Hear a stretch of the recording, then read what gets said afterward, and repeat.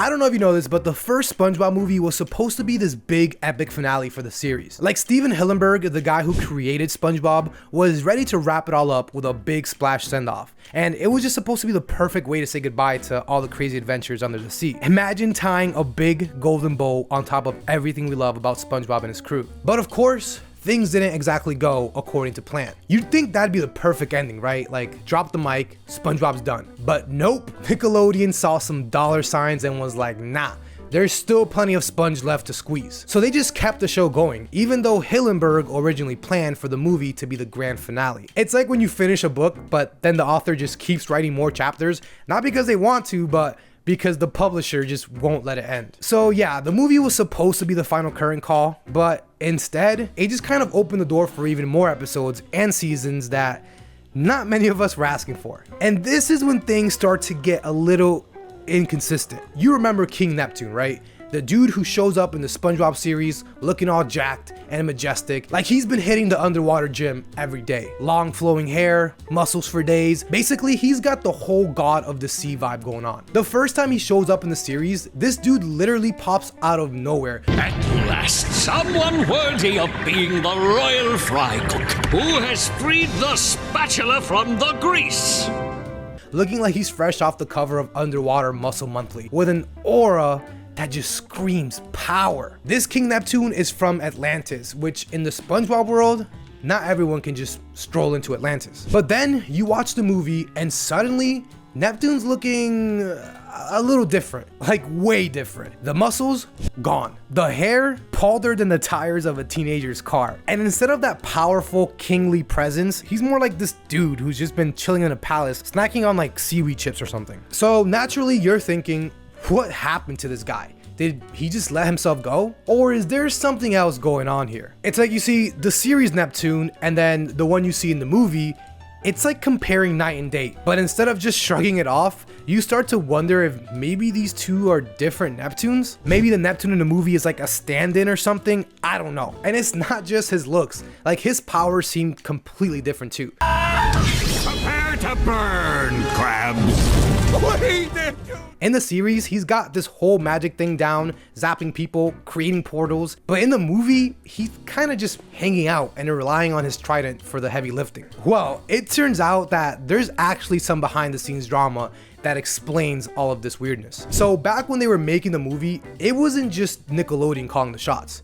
Paramount got involved too. And you know how it goes when a big studio steps in. They start making changes. Even though Steven Hillenburg was still involved in the movie, not everyone from the original team was there. Paramount had their own ideas about what the movie should be like, and they weren't exactly concerned with keeping everything consistent within the show. Basically, they took the character of Neptune and just gave him a bit of a makeover to fit the story they wanted to tell. And because the show wasn't super strict about continuity at the time, they didn't think it was a big deal. They just rolled with it. So the Neptune we see in the movie, that's Paramount's take on the character, not necessarily the one we knew from the series. It's interesting how something so normal to us can change so dramatically without even a warning. I mean, like, imagine you're driving home from work, minding your own business, when suddenly, bam, out of nowhere, you're in a serious car accident. But when it comes to a situation like that, what if I told you that your injuries could be worth millions, and yet so many people settle for far less than what they deserve? But that's where today's sponsor, Morgan & Morgan, come in. With over 1,000 attorneys across all 50 states, they've been fighting for the people for over 30 years, and they don't settle for lowball offers. Just recently, a South Florida teacher was injured in a car accident, leading to surgery and affecting her ability to teach. Now, Morgan & Morgan rejected a $200,000 offer,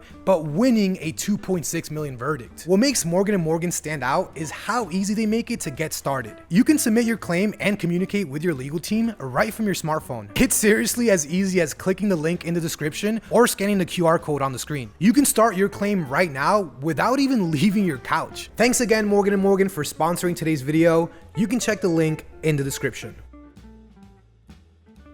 Now, going back to King Neptune, here's where things get even more interesting. The show didn't end after the movie like it was supposed to. So when they brought Neptune back in the series later on, they had to make a choice. And because of some weird legal issues, they couldn't use the same movie version of Neptune in the show. That's why when he shows up again in the series, he's just back to his original buff self. Like, the movie version never even happened. There was even a tweet from back in 2019 where a Twitter user asked Vincent Waller, who was the showrunner for SpongeBob, he asked, why are there two King Neptunes with two different families? The bald one with Mindy in the first one, and then the one with hair and a son in the series. Vincent Waller responded with, back in the old days, there was a firewall between Paramount and Nickelodeon content. We couldn't even use images of Goofy Goober from the movie back then. But what if these are actually just two different characters after all? Like two completely different characters. In ancient times, some kings were seen as representatives of the gods. Like they weren't gods themselves, but they were chosen to rule in the god's name. I know, it's weird, but what if that's what's happening here?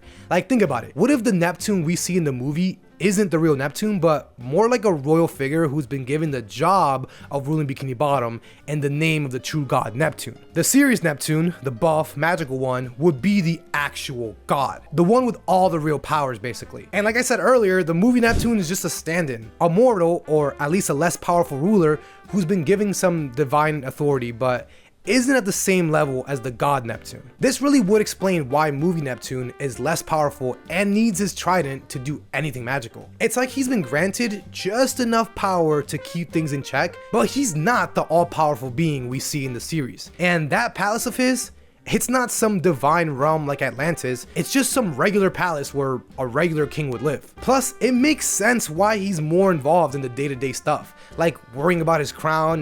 This crown does much more than cover a slightly receding hairline. Dealing with plankton schemes, while the series Neptune is off doing whatever gods do, like overseeing Atlantis and, I don't know, flexing in front of the mirror or something. It's kind of like how some ancient monarchies work, where the king was seen as chosen by the gods, but again, wasn't actually a god himself. He had to keep the people in line and uphold the divine order. At the end of the day, he was just a moral with some extra perks. This is how, for example, the head of church is the king or queen of England at the time, and their powers come from the crown, which in turn, its powers come from God, allegedly. So if you look at it this way, the movie Neptune isn't a downgrade, he's just playing a different role. He's the face of the monarchy, handling the earthly stuff, while the real Neptune is up there in Atlantis doing god things and staying off the day-to-day drama. Now here's one little detail that throws a wrench into the whole Neptune mystery. Remember that episode Krusty Tower where Squidward casually mentions Neptune 16? Easy, tiny problem. This room is hideous. Redesign it. Neptune the 14th will be nice. What? Yeah, that's right. Neptune the 16th. As in, there has been at least 15 Neptunes before him. This little throwaway line actually opens up a whole new can of worms. If there have been multiple Neptunes throughout history, then it kind of makes sense that we'd see different versions of him throughout the series and the movie, right? Like maybe the Neptune we see in the series is Neptune 16, the latest in a long line of Sea Kings, and then the one in the movie could be an earlier or a later version. It's like thinking about kings and queens in real life. There's always a new one taking on the throne, but they all kind of go by the same name. So the Neptune we see in the movie might be one of those other Neptunes, either an ancestor or a descendant of the one we know from the series. It could even explain why they look so different. Maybe each Neptune rules for a certain period and then passes the trident on to the next in line, who then becomes the new Neptune. This also ties into the whole other theory we talked about, where each Neptune could be a ruler chosen to represent the true god Neptune, but each one is different individual as well. That could explain why some are more powerful than others depending on how closely they're connected to the original god. But I know what you're thinking. What does all of this mean for the future of SpongeBob? Well, for one, we're likely going to start seeing a lot more characters from the movie. Hopefully. The firewall between Nickelodeon and Paramount expired in 2014, which means that Nickelodeon can now use the characters from the movie in the series. And we've already actually seen that happen a few times. Remember Princess Mindy from the movie, the daughter of King Neptune? She makes a surprise appearance in one of the more recent episodes of the series, specifically in that one where they throw a big birthday for SpongeBob and everyone's there. Another character who has made a comeback from the movie is Goofy Goober. Hopefully this trend continues, which will mean a richer and just more interesting storyline for the show and any upcoming movies.